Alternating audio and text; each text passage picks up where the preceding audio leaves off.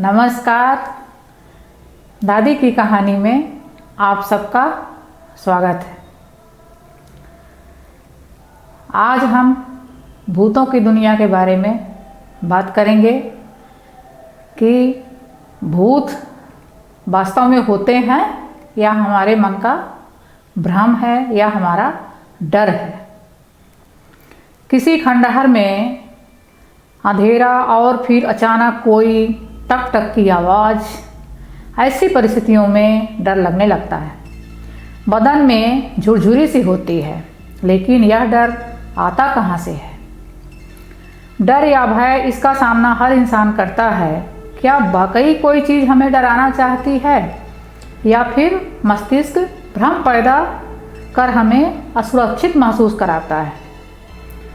असाधारण घटनाओं का वैज्ञानिक अध्ययन करने वाली पैरासाइकोलॉजी इसी डर का जवाब खोजने की कोशिश कर रही है। बर्मिंघम शायर न्यू यूनिवर्सिटी में मनोविज्ञान विभाग के प्रमुख डॉक्टर कायरन ओकीफ कहते हैं, पैरासाइकोलॉजिस्ट मुख्य रूप से 3 प्रकार की रिसर्च में शामिल हैं। पहला इलाका है विचित्र किस्सों का आभास। इसमें टेलीपैथी, पहले से आभास होना या परोक्ष दर्शन जैसी चीज़ें आती हैं। दूसरा है मस्तिष्क के जरिए कोई काम करना, जैसे बिना छुए चम्मच को मोड़ देना।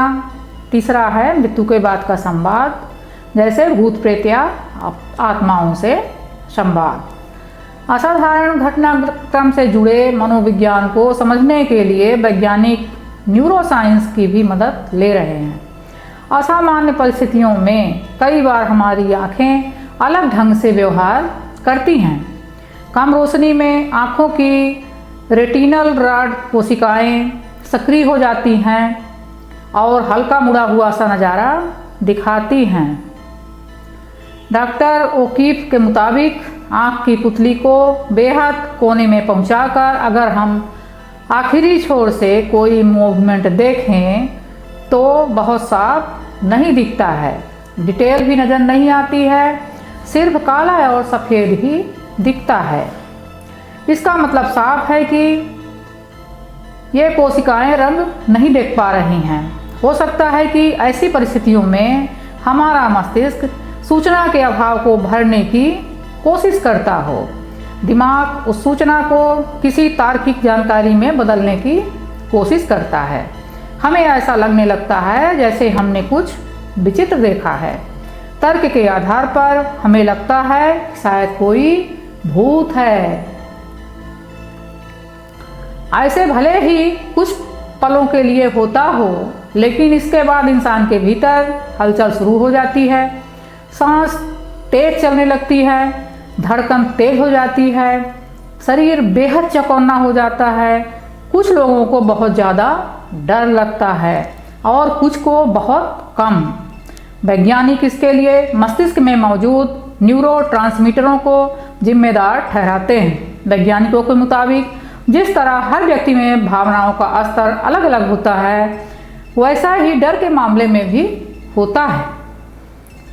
ओकीफ कहते हैं कि डरावने माहौल में कुछ लोगों के मस्तिष्क में डोपामिन का रिसाव होने लगता है, जिसके चलते उन्हें मजा आने लगता है, जबकि बाकी लोग बुरी तरह से डरे हुए होते हैं। वैज्ञानिकों के मुताबिक बचपन में खराब अनुभवों का भी डर से सीधा संबंध है। अक्सर भूतिया कहानियाँ सुनने वालों या हॉरर फिल्म देखने वाले लोगों के जेहन में ऐसी यादें बस जाती हैं और जब भी कोई असाधारण वाक़या होता है तो ये स्मृतियाँ कूदने लगती हैं। जब हम कोई पुरानी जर्जर इमारत देखते हैं जहाँ अंधेरा हो, आसपास कोई आबादी ना हो, तो हमें भय का एहसास होने लगता है। वैज्ञानिकों के मुताबिक ज़्यादातर हॉरर फिल्मों में ऐसी इमारतों को भूतिया बिल्डिंग के रूप में पेश किया गया है। यह जानकारी हमारे मस्तिष्क में बैठ चुकी हैं, इसीलिए ऐसी इमारत देखते ही हमारा मस्तिष्क हॉरर फिल्मों की स्मृति सामने रख देता है। डर पैदा कर मस्तिष्क यह चेतावनी देता है कि इस जगह खतरा है। जान बचाने के लिए यहाँ से दूर जाना चाहिए। इसके बाद धड़कन तेज हो जाती है और पूरा बदन फटाक से भागने या किसी संकट का सामना करने के लिए तैयार हो जाता है। यह सब कुछ बहुत ही सूक्ष्म मनोवैज्ञानिक स्तर पर होता है। ओकीफ कहते हैं कि किसी शख्स से इतना भर कह दीजिए कि यह इमारत भूतिया है तो उसके भीतर एक अजीब सी भावना फैलने लगेगी। इसके बाद इस इमारत में जो कुछ भी सामान्य ढंग से घटेगा वो डरावना महसूस कराने लगेगा। लेकिन क्या भूत होते हैं?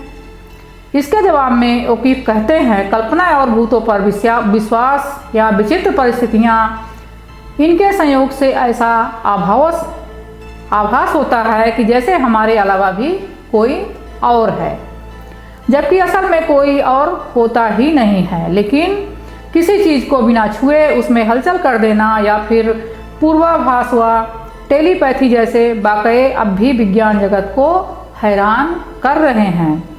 ओकीफ जानते हैं कि मस्तिष्क की कुछ विलक्षण शक्तियाँ अब भी विज्ञान के दायरे से कोसों दूर हैं। ताइवान में 90% लोग भूत देखने का दावा करते हैं। ताइवान के अलावा जापान, कोरिया, चीन और वियतनाम भूतों का महीना मनाते हैं।